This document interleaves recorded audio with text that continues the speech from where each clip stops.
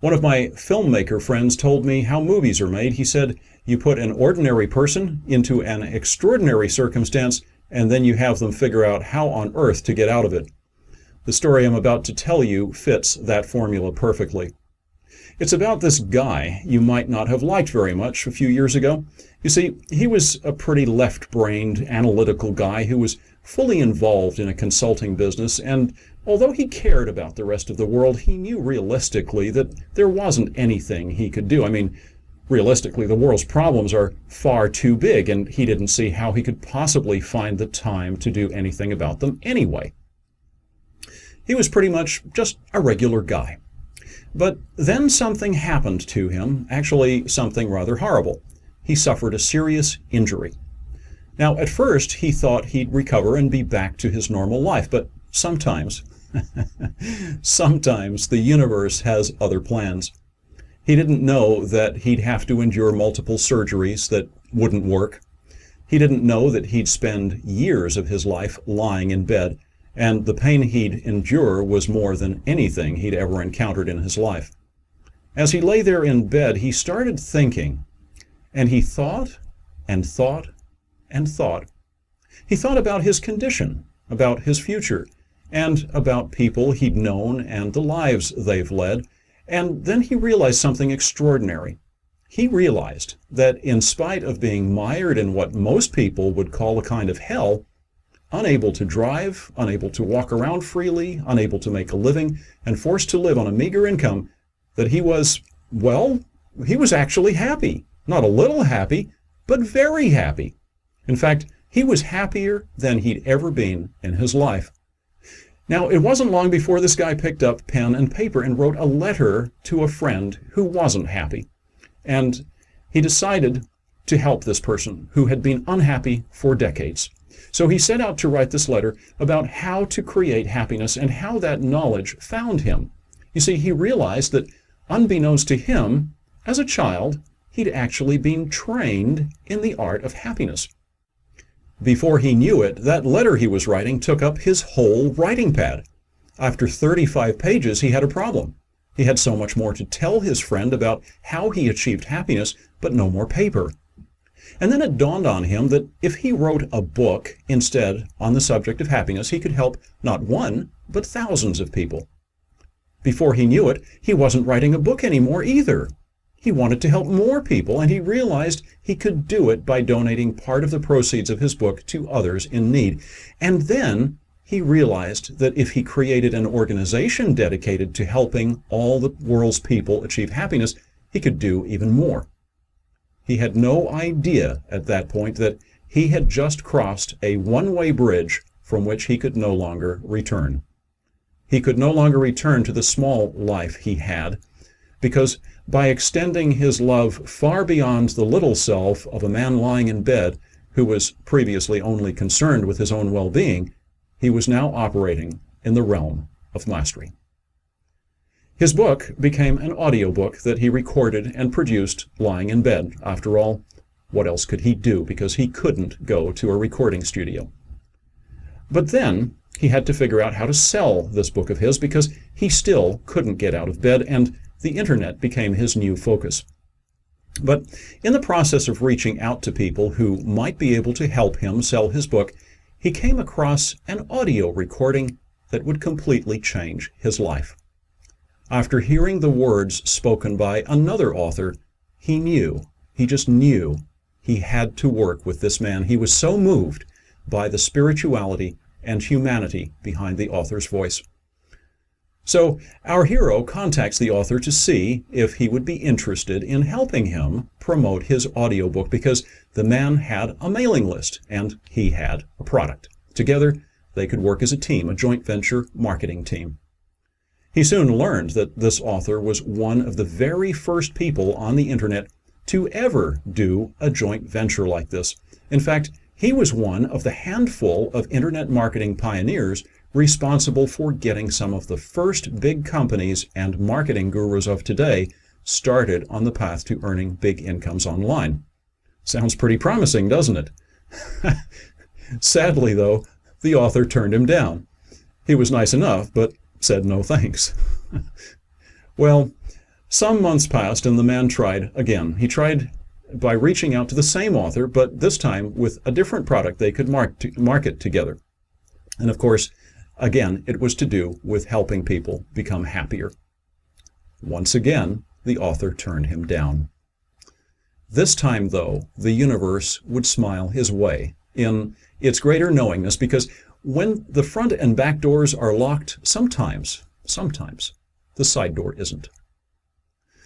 2 days after being turned down the second time, the author checked his email, and in his inbox was a message from the guy he'd just turned down for the second time 2 days ago. Of course, he knew what the email would say. It would be a thank you for his time type of email. Well, he opened it anyway, but now here was something he didn't expect. The man didn't thank him for his time. He wrote something far, far different. He said he had 2 dear friends, one in Jerusalem, Israel, and the other in Beirut, Lebanon. He'd sent emails to both of them, and he tried calling both of them, and neither one responded. You see, this was in the summer of 2006 when Israel and Lebanon were hurling bombs over the border at each other, and he wrote that he couldn't sleep because he was now seriously concerned about whether his friends were even alive. So at 3:30 in the morning, he didn't write a courtesy thank you for your time email. Instead, he was lying awake, worrying about his friends and unable to sleep. As he lay there in the darkness for half an hour, he finally asked the universe out loud, "What on earth can I do to help make things better?" With the man now fully listening and with an open heart, the answer came immediately, and it echoed in his mind in the darkness. The answer was as clear as if someone was right there in the room speaking to him.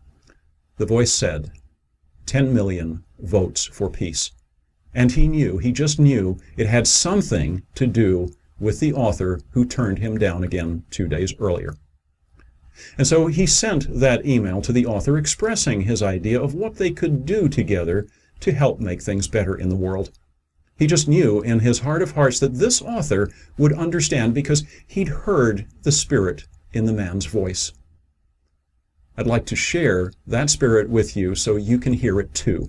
This is the original recording the man heard that moved him so strongly to want to work with that author. It's now being set to video. It's just 177 words, and it has the capacity to change your life if your soul is listening.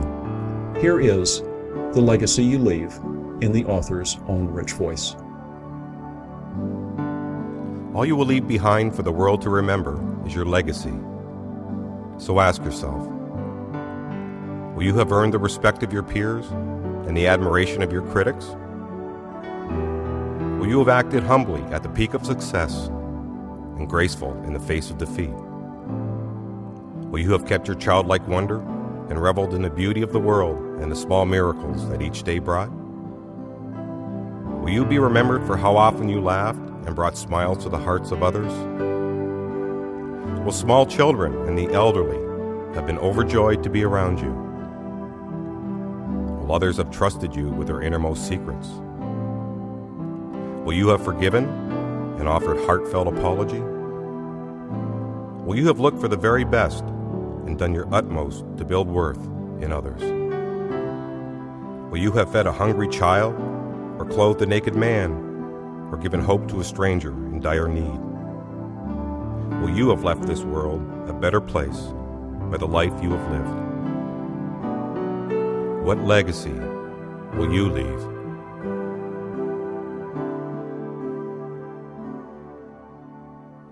Isn't that beautiful? So at 6:42 a.m. that morning, the guy's phone rings, and this time it's the author calling him with a remarkable story about what just happened to him that very morning. You see, the author is a well-known marketer, and he receives hundreds of emails every morning, mostly with offers to do joint venture marketing projects. Every morning, the same thing, email after email. But this morning, something very different happened. Oh, he got his hundreds of emails as usual, but it was how they landed in his inbox that opened the side door of possibility and of spirit.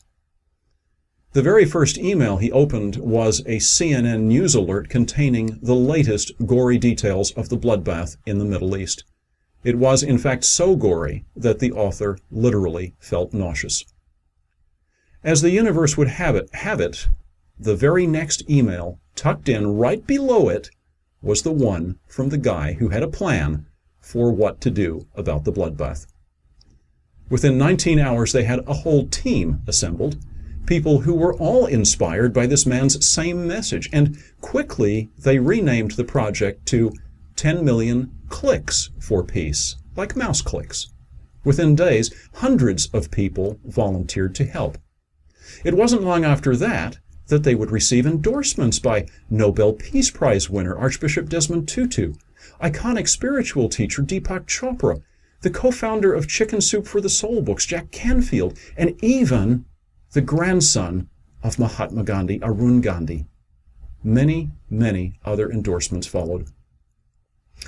You see, in the universe, there are no accidents. A serious physical injury that would have crippled most emotionally and left them thoroughly depressed served instead to inspire spiritually. The universe continued to speak to this man, and today he is on a journey. Actually, it's a mission, really, to impact millions of people and literally change the world. And of course, as the universe continued to smile on this man, now working on a mission of love, his health improved to the point that he could finally get out of bed.